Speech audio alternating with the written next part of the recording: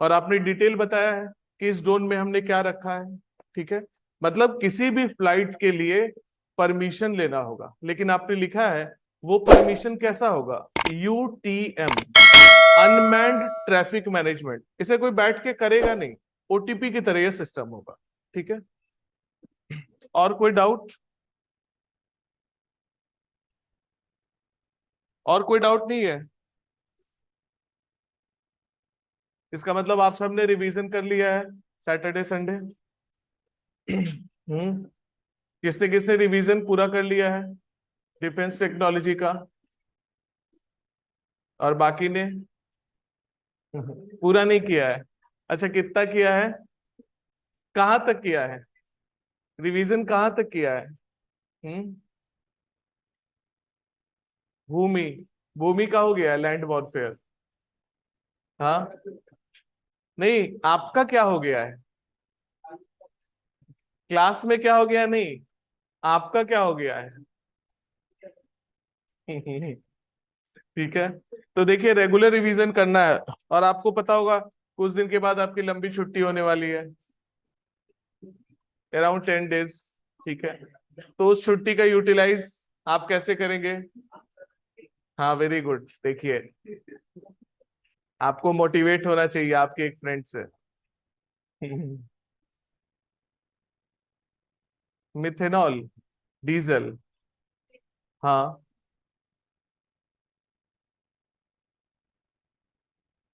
है, लेकिन ज्यादा इंपॉर्टेंट नहीं है। ठीक है, मतलब डीजल इंजन, वो डीजल ही इंजन है, उसमें हम मिथेनॉल की ब्लेंडिंग करेंगे। ठीक है, इस न्यूज में मतलब कुछ नया नहीं है। तो आपकी जो छुट्टी होने वाली है, तब तक आपका 3 टॉपिक कंप्लीट हो गया। ठीक है, स्पेस टेक्नोलॉजी, एनर्जी और डिफेंस टेक्नोलॉजी। ठीक है, तीनों टॉपिक बहुत इंपॉर्टेंट है। छुट्टी के बाद नेक्स्ट टॉपिक स्टार्ट करेंगे। तब तक आप इस 3 टॉपिक के कम से कम एक टॉपिक का 2 आंसर। ठीक है, और वो 2 क्वेश्चंस वैसे होंगे जो हमने टिक कराए।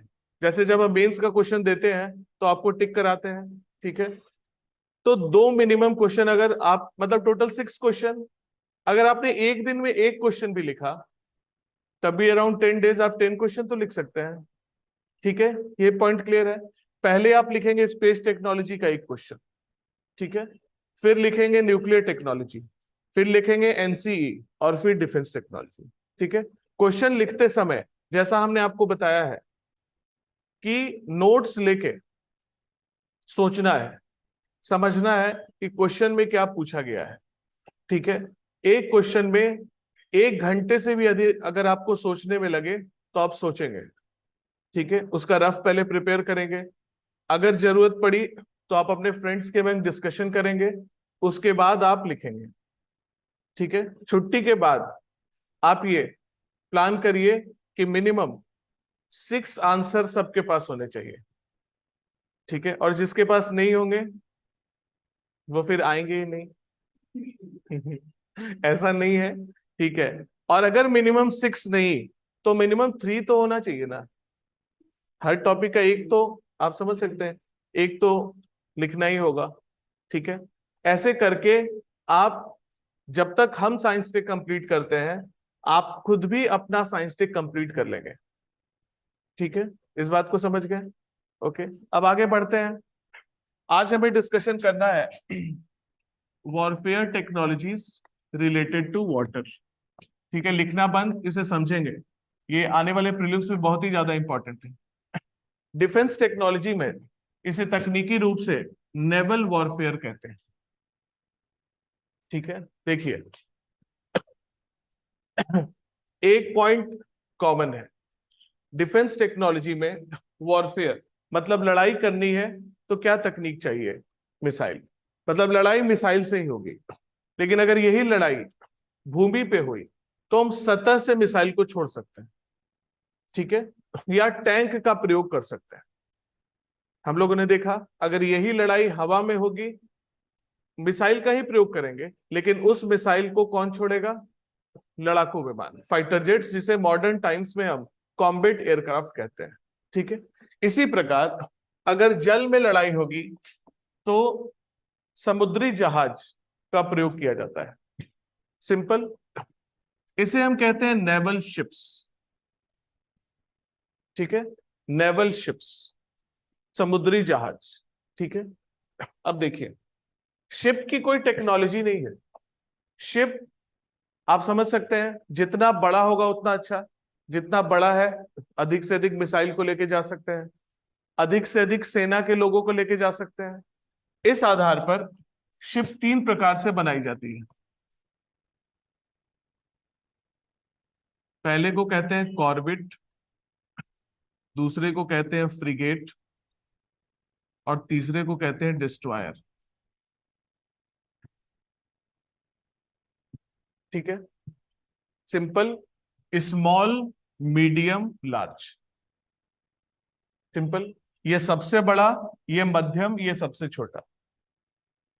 ठीक है, अब जब ब्रिटिशर्स भारत में थे, तो आपको पता है ब्रिटिशर्स बहुत वॉर में इन्वॉल्व थे। आपने हिस्ट्री में पढ़ा होगा, Anglo Maratha Wars, Anglo Carnatic Wars.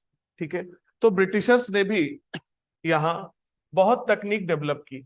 जब ब्रिटिशर्स इंडिया से चले गए, तो जितने भी शिप थे उसके आगे आई। ठीक है, तो नेवल शिप्स क्या बन गया? Indian naval ships.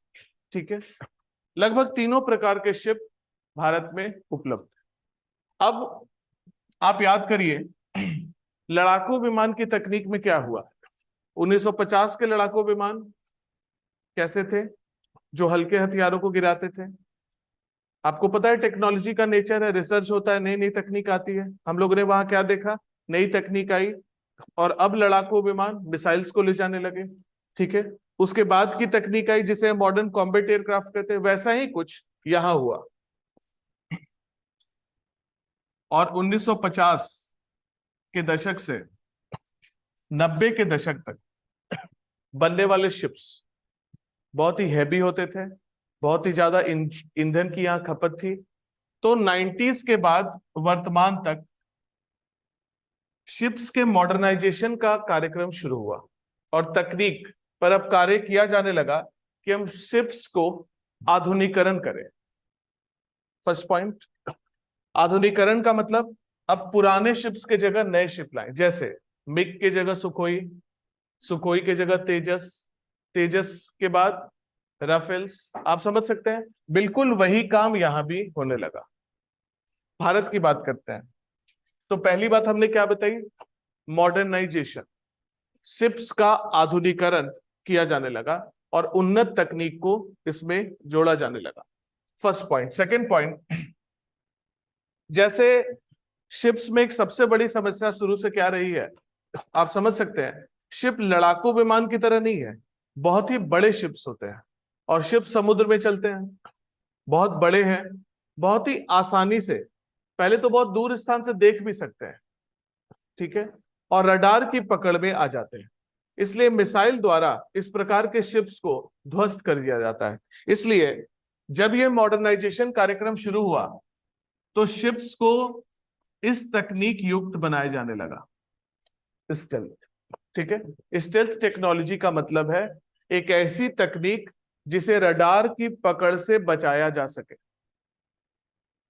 ठीक है, आगे समझ। तो मॉडर्न, दो बात हमने की है।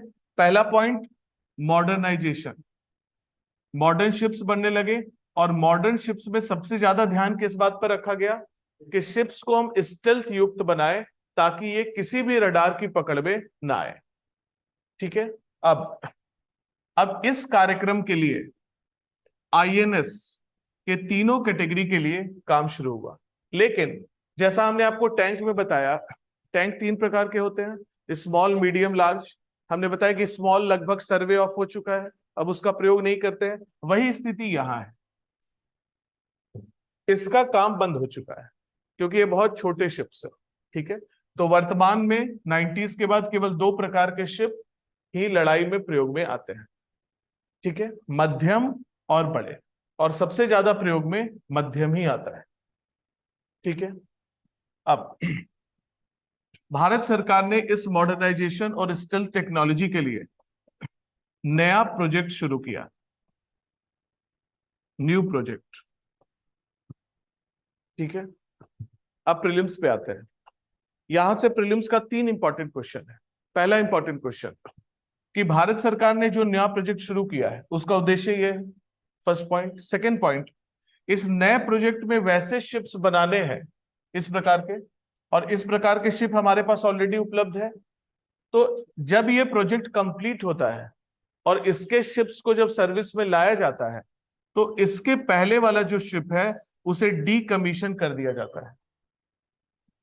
ठीक है, तो फर्स्ट आप ये समझिए कि जब एक नए प्रोजेक्ट में शिप कंप्लीट होता है तो उस तरह का जो पुराना शिप है उसे हम डीकमीशन कहते हैं।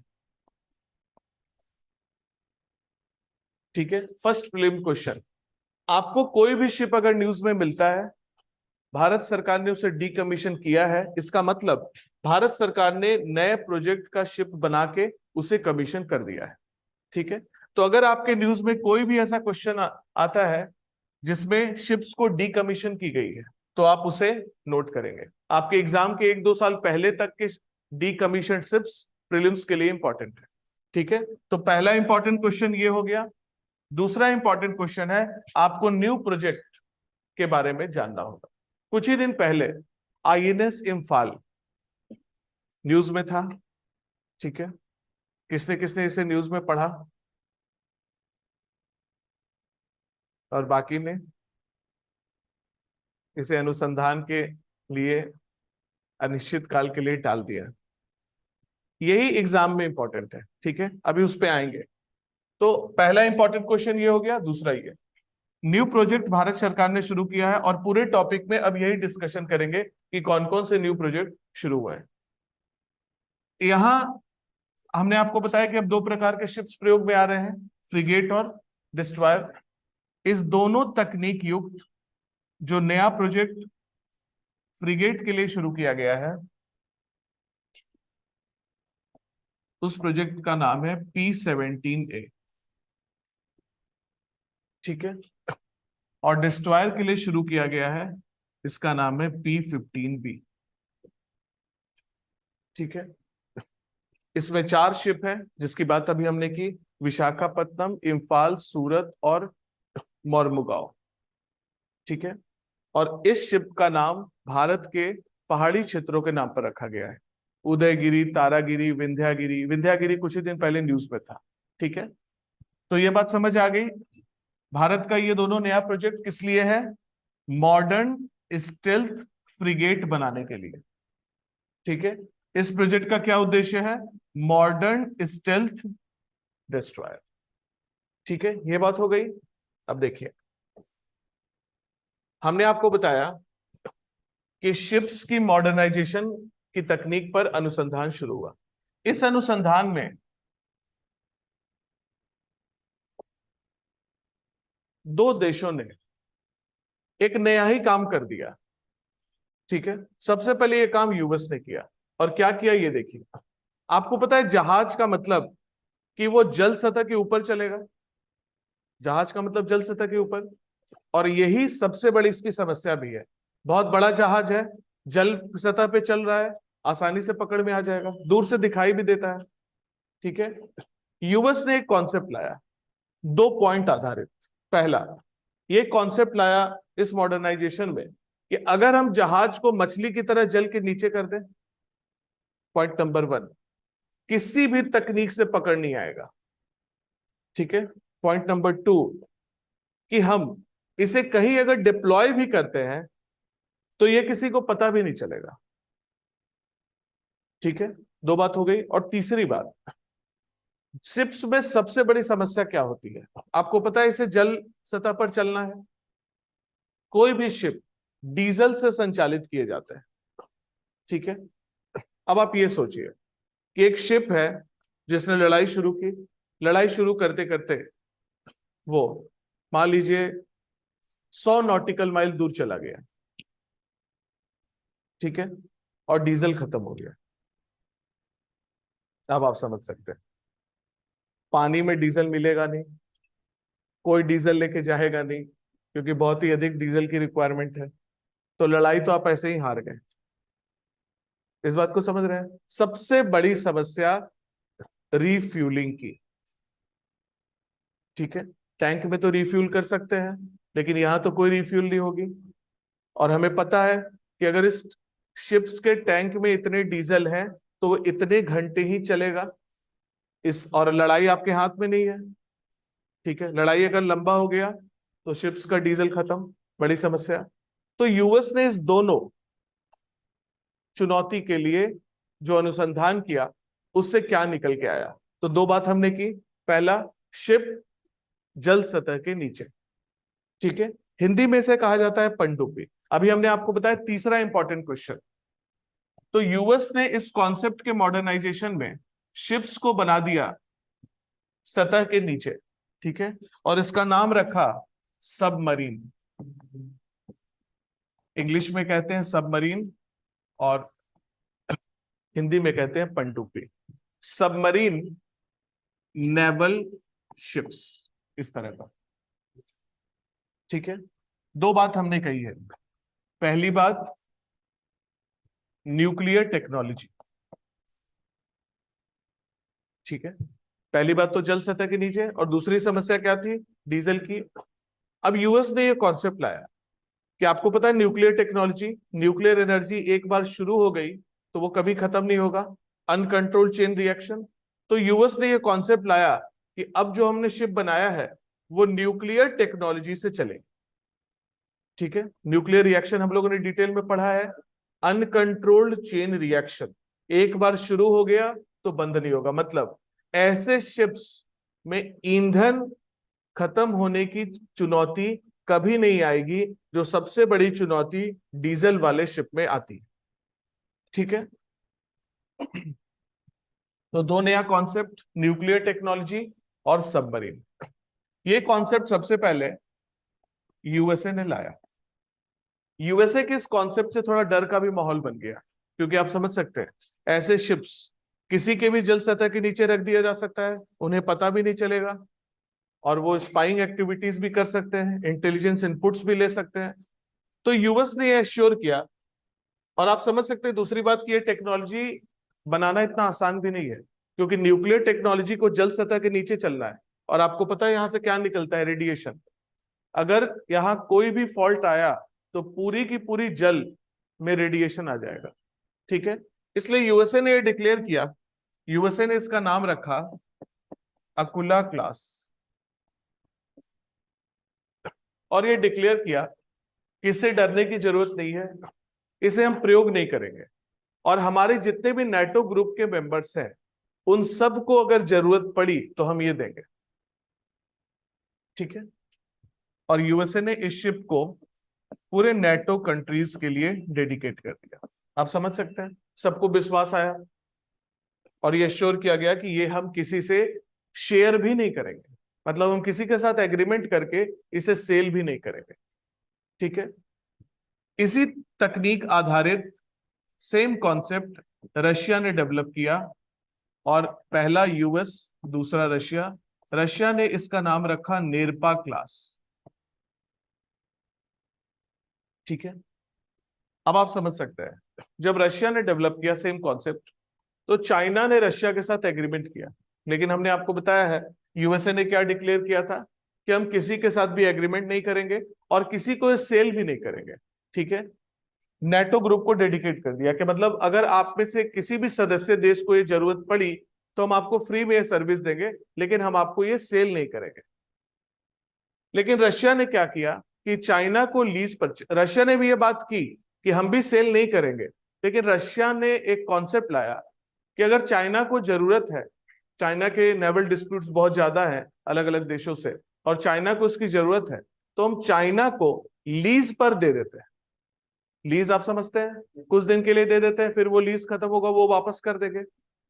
तो लीज पर अब दोनों तैयार हो गए कि ठीक है, अगर हमारे किसी से अच्छे रिलेशंस हैं और उन्हें देने की जरूरत पड़ी तो हम लीज पर उपलब्ध कराएं। ठीक है, जब चाइना ने लिया तो भारत ने भी रशिया के साथ इसके लिए लीज एग्रीमेंट साइन किया। Next important question. ठीक है, और इंडिया रशिया के बीच एग्रीमेंट हुआ एग्रीमेंट कैसा था? लीज एग्रीमेंट के अंतर्गत नेरपा क्लास को रशिया ने भारत को 10 वर्ष के लिए उपलब्ध कराया। जब ये क्लास भारत पहुंचा तो भारत सरकार ने इसका नाम रख दिया आईएनएस चक्र। ठीक है। लीज एग्रीमेंट साइन हुआ था 10 साल के लिए। आपको पता है लास्ट ईयर ये एग्रीमेंट खत्म हो गया। ठीक है। और रशिया कहीं और बिजी है, इसलिए रशिया ने ये कहा कि आप इसे 2025 तक प्रयोग करिए। ठीक है। 2025 तक इस एग्रीमेंट को बढ़ा दिया गया है और 2025 में भारत सरकार दूसरे आईएनएस चक्र को रशिया से लाएगी। ठीक है।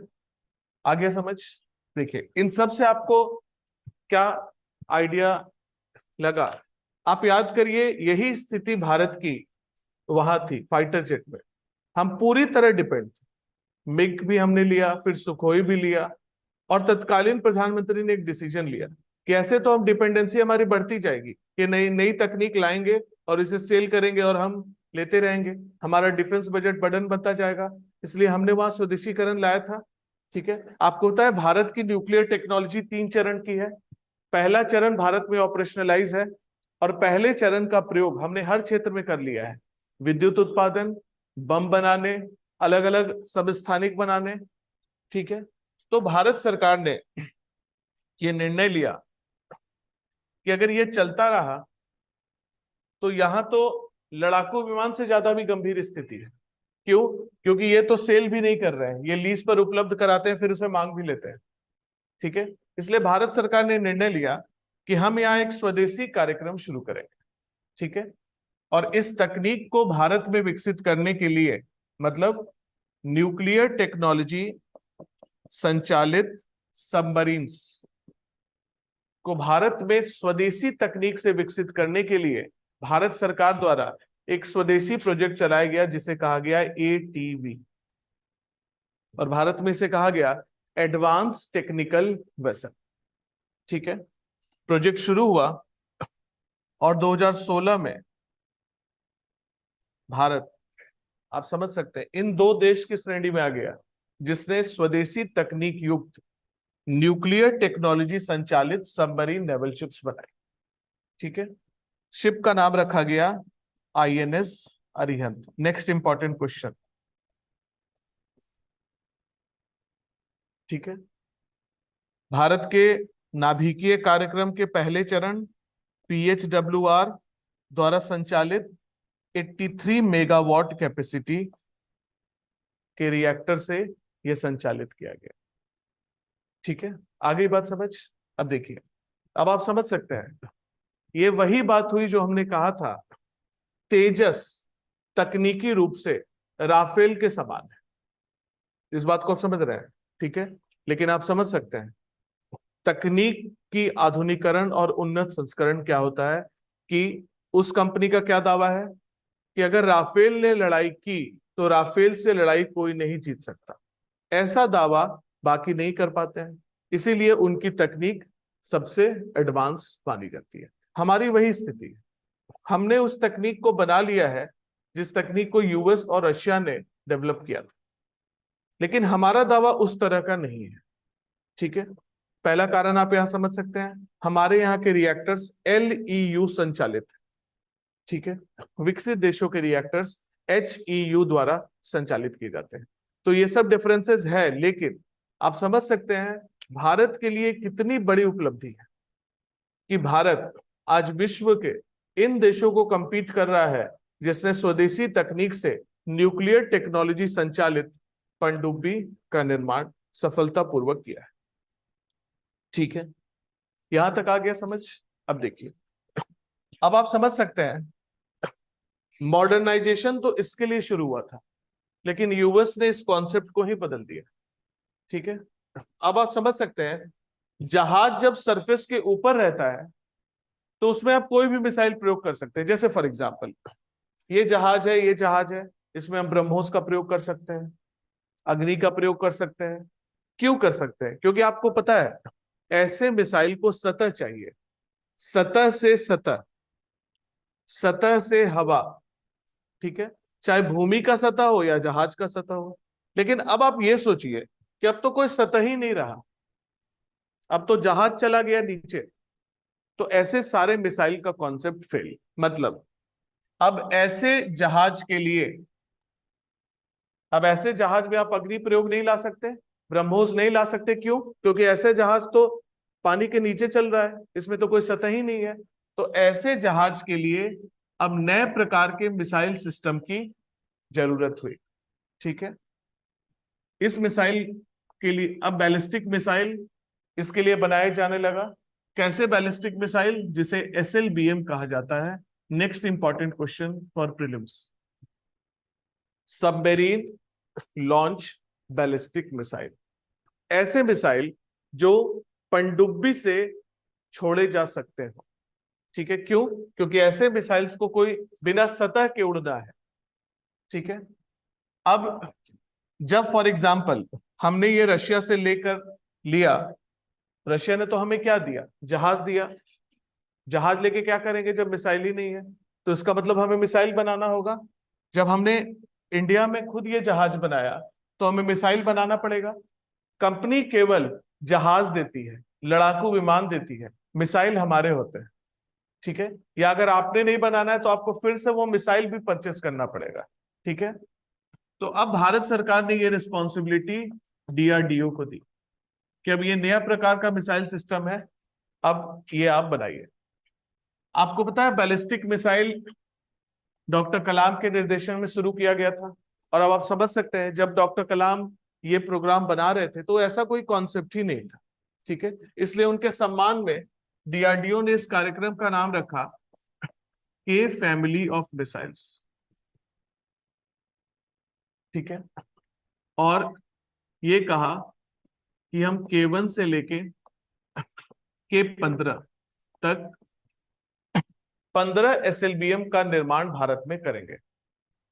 कार्यक्रम शुरू हुआ, वर्तमान तक केवल 2 का निर्माण किया गया है, K4 और K15।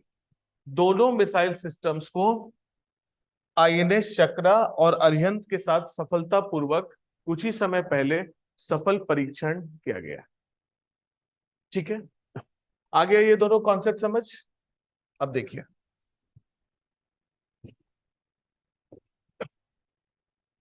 मॉडर्नाइजेशन में ये सब कुछ हुआ। अब फिर से नए प्रोजेक्ट पे आते हैं। आपको पता है अब शिप 2 प्रकार के होने लगे हैं, एक शिप जो सतह के ऊपर चले और एक नीचे चले।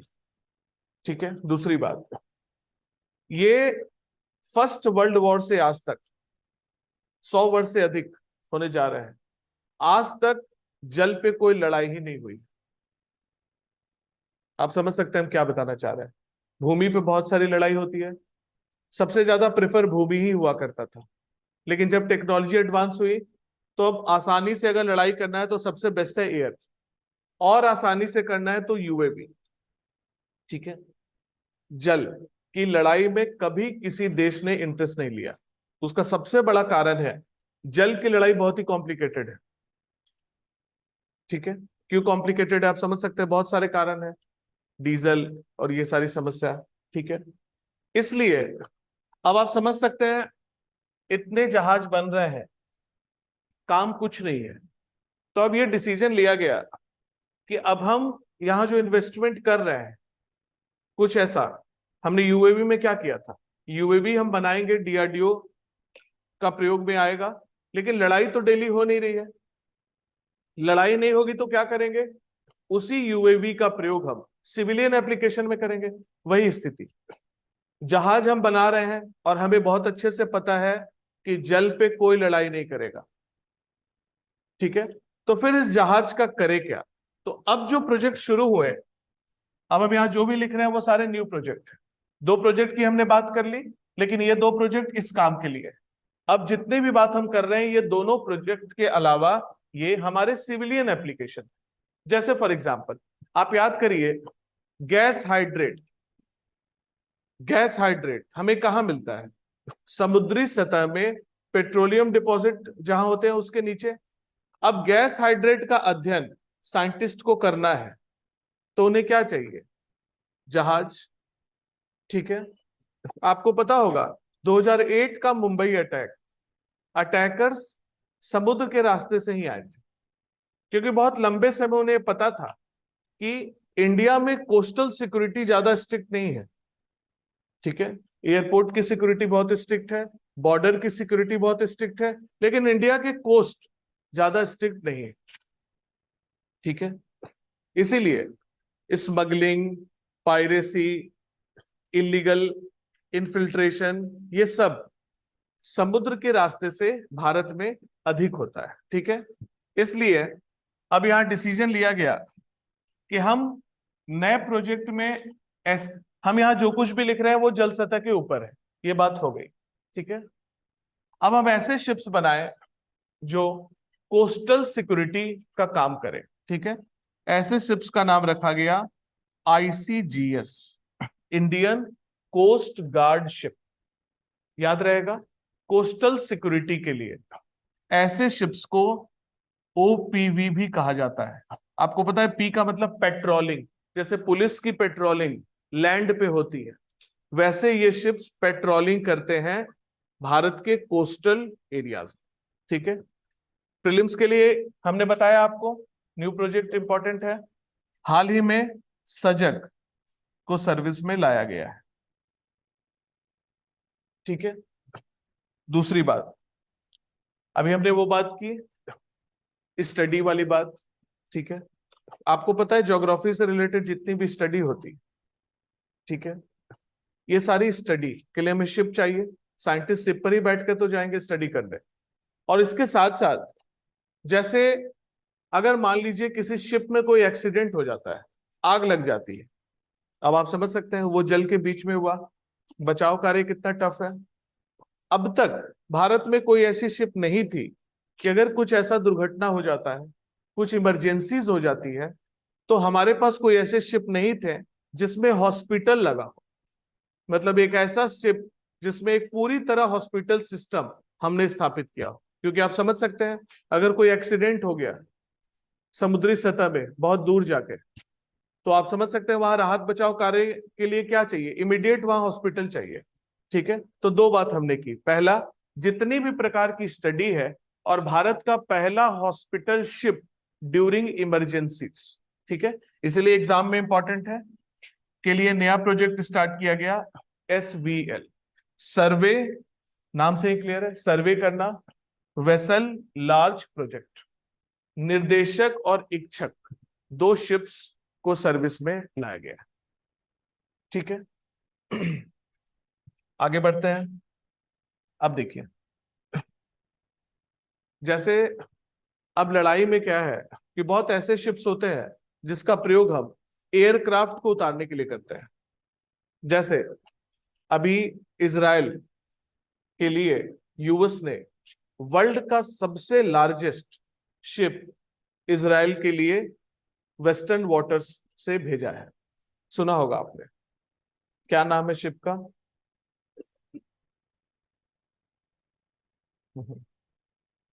कैसे चलेगा? कुछ दिन पहले आया था, किसी किसी ऐसा कुछ याद आ रहा है कि ऐसा कुछ आया था? नहीं, अगर ये भी आप ऐसा भी हो रहा है आपके साथ तो आपकी स्थिति ठीक है, लेकिन अगर ये लग रहा है कि ऐसा कुछ नया, तब तो स्थिति बहुत गंभीर है। ठीक है, ये बहुत ही इंपॉर्टेंट क्वेश्चन है। यूएस ने कुछ ही दिन पहले यूएसएस को, ये वर्ल्ड का सबसे लार्जेस्ट न्यूक्लियर टेक्नोलॉजी संचालित शिप है, यूएस ने इजराइल के लिए ये ओशन वाटर में लगा दिया है। आप समझ सकते हैं इस शिप के लगाने के बाद जो इस तरह के थ्रेट की बात हो रही थी कि थर्ड वर्ल्ड वॉर हो जाएगा, इस वॉर में ईरान इन्वॉल्व है, ऐसी सारी बातें बंद हो गई। आप समझ सकते हैं क्यों? ठीक है, क्योंकि ये शिप न्यूक्लियर टेक्नोलॉजी संचालित है और ये वर्ल्ड की सबसे एडवांस शिप है। ठीक है, अब आप समझ सकते हैं प्रयोग से नहीं, केवल लगा देने से लड़ाई रुक जाती है। तो ये सबको पता है कि लड़ाई होनी नहीं है। ठीक है, क्योंकि डर ही काफी है।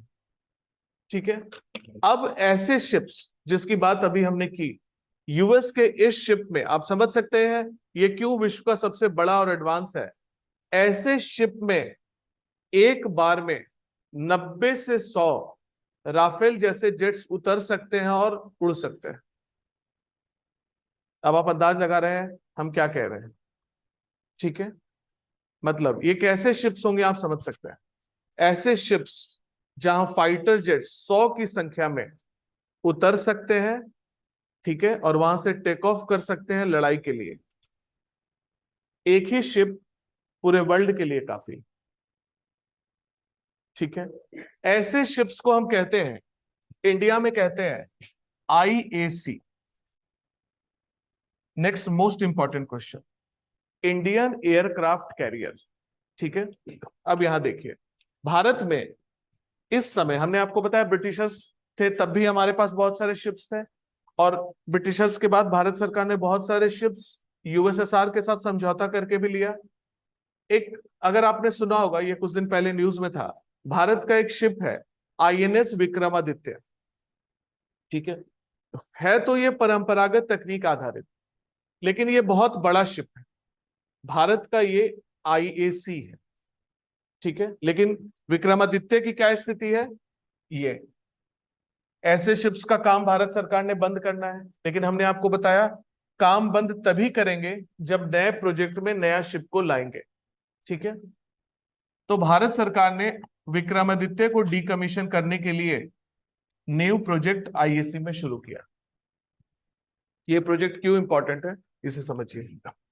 भारत सरकार ने यहां दो डिसीजन लिया, और अब के समय आईएसी को सबसे एडवांस मानते हैं, क्योंकि आप समझ सकते हैं ये ऐसे शिप है जो बाकी तो काम करेगा ही, एयरक्राफ्ट की भी लैंडिंग कराता है, ठीक है।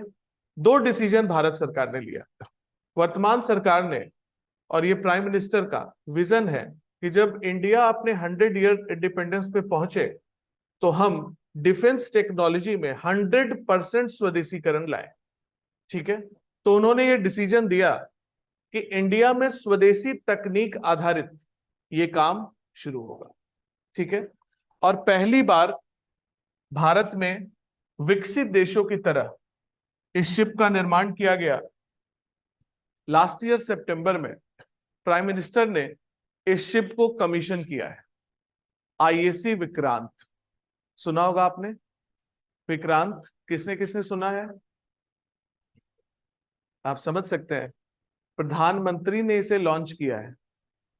हिंदी पेपर में तो इंग्लिश से भी ज्यादा आया था,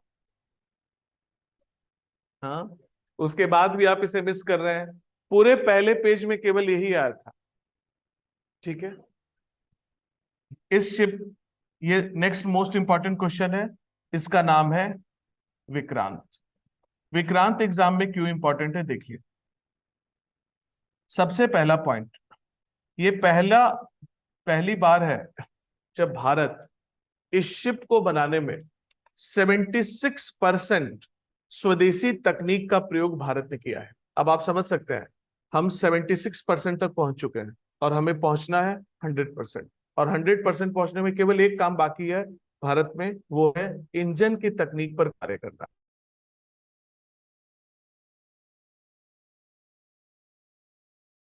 दोनों के सहयोग से इंजन बनाया जा रहा है। जब ये हो जाएगा तो आप समझ सकते हैं 100% इंडिजिनाइजेशन इंडिया की डिफेंस टेक्नोलॉजी में आ जाएगी। दूसरा, अभी अभी हमने जिस यूएस के शिप की बात की, ठीक है, हमने बताया 90 से 100 राफेल उतर के टेक ऑफ भी कर सकते हैं। अब आप इसे समझिए, ये ऐसा नहीं है कि बहुत किलोमीटर्स में है, कोई बहुत बड़ा शिप नहीं है, ठीक है, बहुत बड़ा भी नहीं है, उसके बाद भी 100 जहाज कैसे उतर रहा है, इस बात को समझिए। ये टेक्नोलॉजी का एडवांसमेंट है। आपको पता है किसी भी जहाज को, चाहे वो फाइटर जेट हो, एयरप्लेन हो, या कोई भी जहाज हो, उसे लैंडिंग के लिए रनवे चाहिए। एक टेक्नोलॉजी है स्टोबार। नेक्स्ट इंपॉर्टेंट क्वेश्चन, ये ऐसी टेक्नोलॉजी है जिसके अंतर्गत सरफेस पे बिना लैंडिंग के, रनवे के लैंडिंग और टेक ऑफ होती है। जैसे ये सरफेस है, यहां से अगर किसी फाइटर जेट को उड़ना है तो फाइटर जेट को रनवे चाहिए, फिर वो उड़ेगा। स्टोबार तकनीक में अगर इसकी फाइटर जेट को यहां से उड़ना है तो ये यहीं से ऐसे घूमेगा और उड़ जाएगा। इस बात को आप समझ रहे हैं? मतलब अगर रनवे की जरूरत नहीं है तो इस तकनीक युक्त हम ये काम कर सकते हैं। ठीक है, ये तकनीक आईएससी के क्षेत्र में सबसे एडवांस तकनीक मानी जाती है। ठीक है, इस तकनीक का प्रयोग कर यूएस ने 100 जहाज को उतारने का बना दिया। ठीक है, और इसी तकनीक का प्रयोग कर, इस तकनीक को कहते हैं स्टोबार, इसी तकनीक का प्रयोग कर भारत में जो विक्रांत बना है उसकी क्षमता 30 से 35 राफेल्स की है। अब आप समझ रहे हैं, आईएससी विक्रांत में 30 से 35 राफेल एक साथ उतर सकते हैं और एक साथ वो लड़ाई में उड़ान भर सकते हैं। ठीक है, मतलब आप समझ सकते हैं भारत के लिए कितनी बड़ी उपलब्धि है। हमने स्टोबार तकनीक को सफलतापूर्वक बनाया है। इस तकनीक द्वारा वर्टिकल लैंडिंग के माध्यम से अनेकों लड़ाकू विमान को बिना रनवे के उतारे और उड़ाए जा सकते हैं। ठीक है, आ गया समझ? इसके बाद देखिए, इसके बाद क्या है कि जैसे कुछ ऐसे शिप्स के न्यूज आते हैं अलग अलग कारणों से, जैसे इंपॉर्टेंट है। जैसे फॉर एग्जांपल, ये तो हमने आपको बता दिया कि डिफेंस टेक्नोलॉजी में 2 प्रोजेक्ट चल रहा है। दूसरा, इसके अंतर्गत आईएनएस इम्फाल बनाया गया था। हमने पूछा वो एग्जाम में क्यों इंपॉर्टेंट है? क्योंकि पहली बार आईएनएस इम्फाल में विमेन सेलर्स के लिए एरिया बनाए गए। मतलब पहली बार विमेन फोर्सेस के लिए आईएनएस इम्फाल में तकनीक लाई गई, इसीलिए वो एग्जाम में इंपॉर्टेंट है। ठीक है, तो ये दोनों कहाँ काम कर रहा है? अगर लड़ाई होगी तो हम आधुनिकीकरण का काम कर रहे हैं, ये अलग अलग काम के लिए प्रयोग कर रहे हैं। अब कुछ शिप्स अलग अलग कारण से न्यूज में रहते हैं। जैसे फॉर एग्जांपल, अभी कुछ ही दिन पहले प्राइम मिनिस्टर ने एक डिसीजन लिया है कि जैसे ये का इसका प्रयोग तो सबने बंद कर दिया है, लेकिन आप समझिए विश्व के अनेक ऐसे देश हैं, एशिया में भी ऐसे अनेक देश हैं जिनके पास एक भी जहाज नहीं। ठीक है, ऐसे अनेक देश हैं। अब ये भारत का डिसीजन है कि जिसके पास एक भी जहाज नहीं है, ठीक है, या जिनकी नेवल टेक्नोलॉजी विकसित ही नहीं, हम उन्हें जहाज गिफ्ट करेंगे, क्योंकि उनकी स्थिति अगर ऐसी भी नहीं है कि वो जहाज को खरीद सके। आप समझ सकते हैं इंडिया की ये डिप्लोमेसी एशिया में कितनी महत्वपूर्ण हो रही है। ये पहली बात हुई। दूसरी बात, प्राइम मिनिस्टर ने एक सागर इनिशिएटिव शुरू किया है। सागर इनिशिएटिव में भी आपने सुना होगा कहीं करंट में। सागर इनिशिएटिव का उद्देश्य है कि इंडिया के ओशन एरियाज में जितने भी नेबर स्टेट्स हैं उन सब कंट्रीज तक पहुंचना अपने शिप के माध्यम से, और उन्हें जरूरत के समय जरूरत वाली सुविधाएं देना। जैसे फॉर एग्जांपल, अगर कहीं अर्थक्वेक जैसे आया है, ठीक है, कहीं कोई आपदा आई है, ठीक है, तो हम शिप के माध्यम से उन्हें वो सुविधा उपलब्ध कराएं। अब ऐसा करने के लिए आपको क्या करना होगा? ऐसा करने के लिए ये तो है नहीं कि अभी भूकंप आया और आपने अब आज शिप को छोड़ा, 1 महीना बाद पहुंचेगा, कोई फायदा नहीं। इसका मतलब कि आपको आईओआर, इंडियन ओशन रीजन्स में जिस प्रकार विकसित देश अपने शिप्स को तैयार रखते हैं, आप समझ सकते हैं। इजराइल के पास भेजना था तो यूएस से नहीं इजराइल के पास गया, पहले से वो मेडिटेरियन सीज में तैयार था। ठीक है, मतलब यूएस और रशिया के शिप्स वेरियस ओशियानिक रीजन में पहले से तैयार है, काम कर रहे हैं। ठीक है, जब जरूरत पड़ी उन्होंने अलाउ कर दिया। अब ऐसी स्थिति में फॉर एग्जांपल, अगर हमें आईओआर रीजन में किसी देश को कोई सुविधा उपलब्ध करानी है तो हमें क्या करना होगा? शिप्स को तैनात रखना होगा। ठीक है, तो 2 काम इसके लिए किया जा रहा है। पहला, सागर इनिशिएटिव। सागर इनिशिएटिव का उद्देश्य है कि हम इंडियन ओशन रीजन के जितने भी देश हैं उन्हें हम डिफेंस डिप्लोमेसी से सुविधा उपलब्ध कराएं अपने शिप्स के माध्यम से। क्योंकि हमने आपको सबसे पहले बताया लड़ाई में कुछ प्रयोग नहीं आता, तो हम अब क्या कर रहे हैं? इसका अलग अलग प्रयोग कर रहे हैं।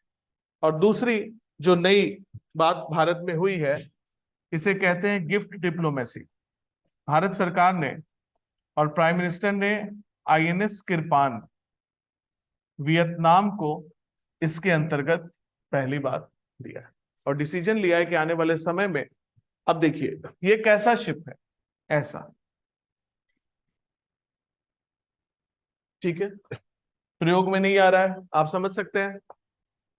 अगर इस पे अपोजिशन या किसी ने कहा तो भारत सरकार उन्हें ये बताएगी कि आखिर ऐसे भी ये प्रयोग में नहीं आ रहा है, और अगर हमने ये वियतनाम को दिया तो हमारी डिफेंस डिप्लोमेसी हुई, ठीक है, हमारे ट्रेड बढ़ेंगे, ठीक है। इसलिए ये नई शुरुआत है, इसलिए ये आगे भी ऐसे शिप्स को किसी किसी देश को दिए जाने हैं। तो ये अब आने वाले प्रीलिम्स में बहुत इंपॉर्टेंट है। दो बात आप ध्यान रखेंगे, ऐसा न्यूज अगर आता है तो सबसे पहले आप उस शिप का नाम देखेंगे और देखेंगे वो शिप किस कैटेगरी का है, और दूसरा किसे दिया गया, और तीसरा कोई जनरल पॉइंट, जैसे सागर इनिशिएटिव के अंतर्गत दिया गया। ठीक है, पॉइंट इज क्लियर, यहां तक आ गया समझ। अब एक लास्ट कॉन्सेप्ट देखिए, ये कॉन्सेप्ट जब आया तो ये तो बहुत ही एडवांस कॉन्सेप्ट है, ठीक है। इसके पहले हमने आपको क्या बताया, जहाज सतह के ऊपर चलता है, ठीक है, और कोई भी जहाज डीजल से चलता है, ठीक है। दो इसका बड़ा फायदा है, पहला, डीजल वाले जहाज संचालित करने बहुत आसान है, मेंटेनेंस कॉस्ट बहुत कम है, ठीक है। लेकिन जब जहाज चला गया जल सतह के नीचे, तब क्या कॉन्सेप्ट आया, न्यूक्लियर, ठीक है। लेकिन ऐसे जहाज को इस प्रकार से डीजल से संचालित करने के लिए, मतलब हम यहां क्या लिख रहे हैं, डीजल द्वारा सबमरीन शिप्स का संचालन, ठीक है। पूरा कॉन्सेप्ट यही है, लेकिन यह डिफरेंस क्या है, न्यूक्लियर से ना होकर डीजल से है, ठीक है। इस कॉन्सेप्ट का फायदा समझ सकते हैं क्या है, बनाने में बहुत ही कम कॉस्ट आएगा और ये वही काम करेगा जो ये कर रहा है, बस डिफरेंस क्या है, ये न्यूक्लियर टेक्नोलॉजी से है, ठीक है। जैसे अभी हमने यूएस वाले शिप की बात की, वो न्यूक्लियर टेक्नोलॉजी संचालित है, वो शिप हमेशा घूमता रहेगा पूरे ओशन रीजन में, तब भी उसका ईंधन खत्म नहीं होगा। लेकिन यहां तो ईंधन खत्म हो जाएगा, लेकिन एटलीस्ट या ये बनाने का कॉस्ट कम है, मेंटेनेंस कॉस्ट कम है, एक्सीडेंट के चांसेस कम है, ठीक है। अब ऐसा कॉन्सेप्ट फ्रांस ने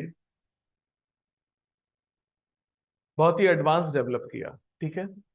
और फ्रांस ने, चूंकि ऐसे जहाज जल सतह के नीचे चलते हैं, ठीक है, आपको पता है जल सतह के नीचे बहुत ही deadly fish species, well fish और अलग अलग फिश की प्रजाति है, ठीक है, वो जहाज से लड़ाई करती, उन्हें लगता है कि ये कौन आ गया, ठीक है।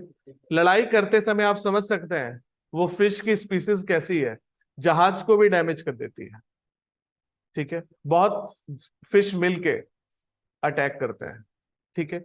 तो इसे बहुत हार्ड कोटिंग से बनाया जाता है, ठीक है।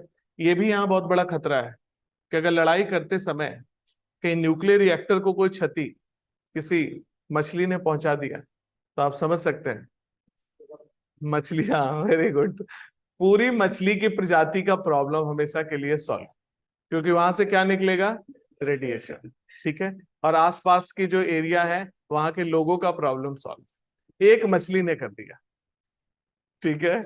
इसलिए ये सबसे बड़ी समस्या है, इसीलिए अब तक इन दोनों देश ने इस तरह के शिप की टेक्नोलॉजी किसी के साथ शेयर नहीं की है, ठीक है। अब फ्रांस ने एक मछली की प्रजाति के नाम पर इसे रखा स्कॉर्पियन क्लास। देखिए ये कॉन्सेप्ट भारत को बहुत सूट करता है, आप समझ सकते हैं क्यों। सबसे पहले बहुत ही कम कॉस्ट आता है इसे बनाने में, ठीक है। तो भारत सरकार ने इस कॉन्सेप्ट के लिए एक नया प्रोजेक्ट शुरू किया, प्रोजेक्ट का नाम रखा P75, ठीक है। नेक्स्ट मोस्ट इंपॉर्टेंट क्वेश्चन, और भारत सरकार ने इसके लिए फ्रांस के साथ समझौता किया, ठीक है। और भारत में इसे भारत की एक फिश की प्रजाति है कलवारी के नाम पर रखा गया, ठीक है। ये प्रोजेक्ट क्यों इंपॉर्टेंट है? इस प्रोजेक्ट में 6 शिप बनने थे और हाल ही में ये प्रोजेक्ट कंप्लीट हो चुका है, ठीक है। कलवारी, खांडेरी, करंज, वेला, वगीर, वगशीर, कुछ ही दिन पहले वगशीर सर्विस में इंडक्ट हुआ है, इसीलिए ये आने वाले एग्जाम में इंपॉर्टेंट, ठीक है। आगे समझ।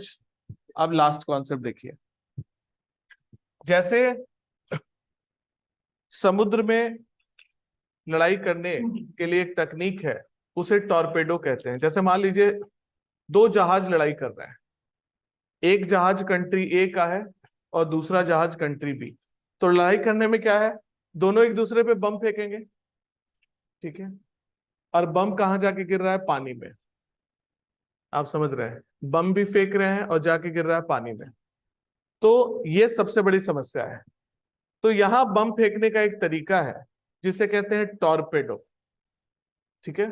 टॉर्पेडो पाइप की तरह वेपन्स होते हैं जिसे हम रेंज फिक्स कर देते हैं कि अगर इस जहाज का रेंज आपके जहाज से 100 मीटर की दूरी पर है तो टॉर्पेडो बम को उस जहाज पर फेंकेगा, ठीक है। तो टॉर्पेडो की तकनीक द्वारा हम किसी भी जहाज से दूसरे जहाज पर किसी भी परंपरागत हथियार को फेंकते हैं। एक बहुत ही एडवांस टेक्नोलॉजी यहां आई है, जो next important question for prelims.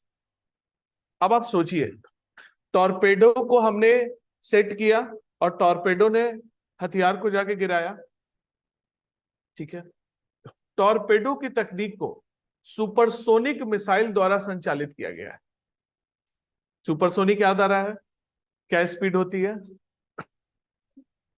1 to 5, good, ठीक है। अब आप सोचिए, टॉर्पेडो हम कैसे छोड़ते थे? परंपरागत, जैसे हमने सेट कर लिया और टॉर्पेडो अपनी स्पीड से जाएगा और उस स्थान पर बम को गिराएगा। अब किस स्पीड से वो बम गिर रहा है? सुपरसोनिक, मतलब जहां बम गिर रहा है उन्हें पता भी नहीं चल रहा है कि हो क्या रहा है, ठीक है, बस गिरता जा रहा है बारिश की तरह, ठीक है। इस तकनीक का नाम रखा गया है smart, supersonic missile assisted release of torpedo, ठीक है। क्यों इंपॉर्टेंट है? क्योंकि पहली बार डीआरडीओ ने इसका हाल ही में सफल परीक्षण किया है, ठीक है। अब इसके बाद सफल परीक्षण कौन करेगा? नहीं, आप, ठीक है। और आपका परीक्षण अपडेशन से होगा, ठीक है, न्यूज़पेपर से। अब आप समझ रहे हैं। अब हम ने जैसे, अब आपको करना क्या है, आपको फ्री टाइम में केवल ये बोर्ड याद करना है, लेकिन जब आप ये बोर्ड याद करते हैं 4 दिन के बाद तो आपको ऐसा दिखाई देता है, ठीक है। लेकिन ये बोर्ड ऐसा दिखाई देगा जब आप इस बोर्ड को अभी क्लास के बाद, पहले तो जो आपका ब्रेक होता है उसमें याद करिए, फिर अपने फ्री टाइम में याद करिए, ठीक है। याद करने में केवल 2 काम करना है। पहला काम, रफली माइंड मैप ये तैयार करिए कि शिप का ये मतलब डीकमीशन हो रहा है, नए शिप आ रहे हैं, नए प्रोजेक्ट क्या क्या चलाए जा रहे हैं, ठीक है। और जब आप अपने माइंड में रिकॉल करते हैं तो केवल इस बात पे फोकस करेंगे कि हमने प्रीलिम्स के लिए इंपॉर्टेंट क्या क्या बताया है, तभी आप इसे याद रख पाएंगे और तभी आपसे प्रीलिम्स का क्वेश्चन बनेगा। जैसे हमने प्रीलिम्स के लिए क्या बताया? New project. न्यू प्रोजेक्ट के बारे में हमने क्या बताया? लड़ाई के लिए 2 चलाए जा रहे हैं, 2 शब्द बस याद रखना है, स्टेल्थ, फ्रिगेट और डिस्ट्रॉयर। हो गई बात। एक प्रोजेक्ट पहाड़ के नाम पे, एक स्थान के नाम पे। स्थान के नाम पे वाला में इम्फाल इंपॉर्टेंट इसलिए है क्योंकि विमेन सेलर्स के लिए तकनीक लाई गई है। सेकेंड पॉइंट, न्यू प्रोजेक्ट में ये तीनों, लेकिन हमने सबसे ज्यादा इंपॉर्टेंट क्या बताया है? विक्रांत, ठीक है। नेक्स्ट, ये न्यू कॉन्सेप्ट या आपको बस एक लाइन ये जानना है एटीवी में ये सब कुछ हुआ है। अब इस प्रोजेक्ट के लिए मिसाइल जो बनाने पड़े वो एसएलबीएम है, और इसी प्रोजेक्ट को अगर डीजल से चलाते हैं तो ये, बस हो गया। ठीक है, इतना ही याद रखना है। तो अब आप इसे लिख लेंगे। हम्म खुद से नहीं लिख पाएंगे, खुद से लिखना में रिस्क भी है।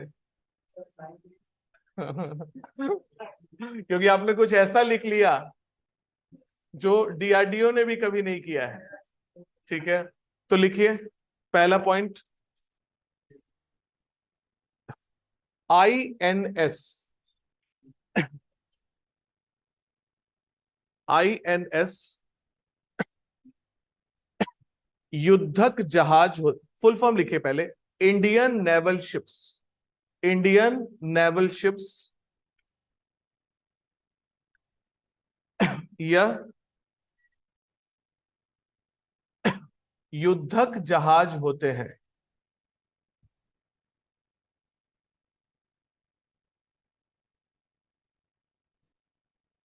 नेक्स्ट पॉइंट, इस प्रकार के जहाज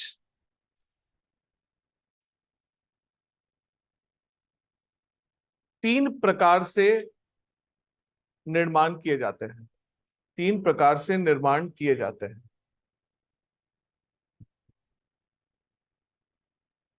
पहला,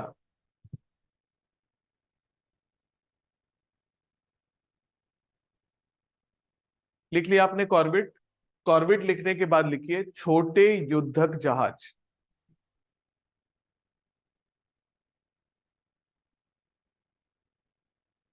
दूसरा लिखिए फ्रिगेट,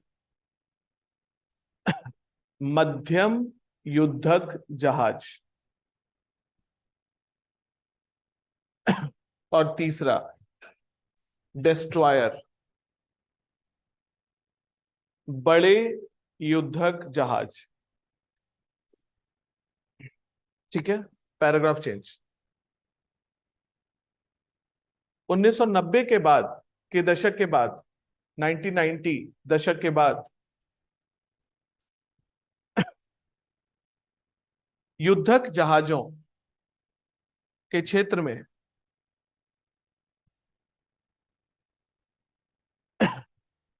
आधुनिकीकरण से संबंधित नई परियोजना, अंडरलाइन करेंगे इसे, नई परियोजना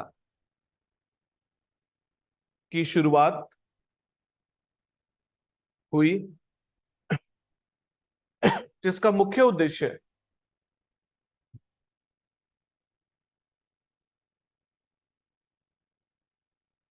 उन्नत तकनीकों को युद्धक जहाज में लाना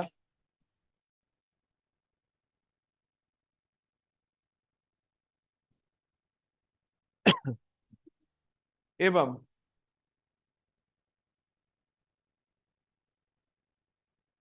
परंपरागत तकनीक आधारित